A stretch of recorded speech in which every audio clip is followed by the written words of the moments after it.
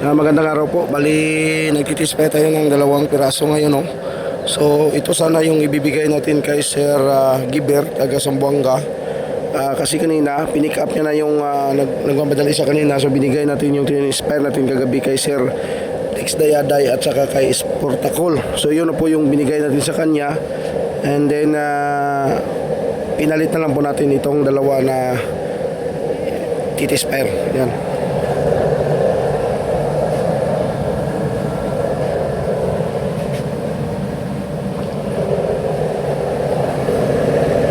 Grabe kalakas nito.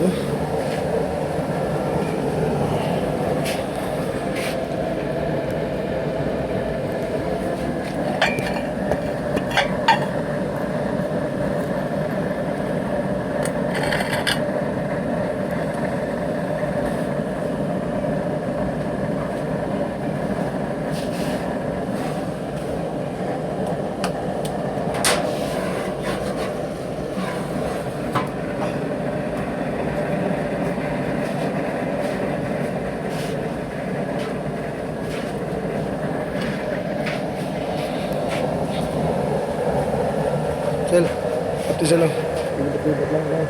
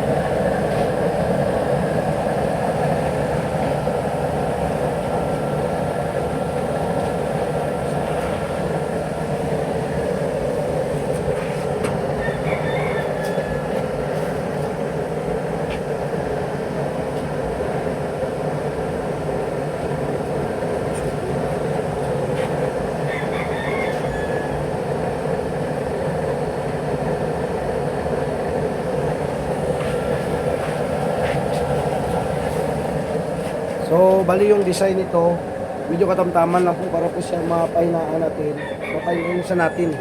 Kasi nga kung katulad dito, pang pugon kasi ito, ilalagay niya sa pasok niya sa pugon kasi yung paglutuan ni Sir ay sitsaron, hindi na palambot siya ng mga buto. So, kailangan niya daw malakas talaga. So, ito naman, pwede nga malutuan ng apritada, kalirita. Grabe ka lakas, oh.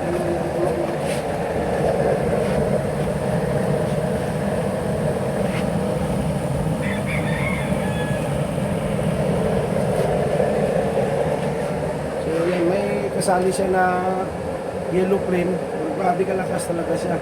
So ayan, ganda na apoy.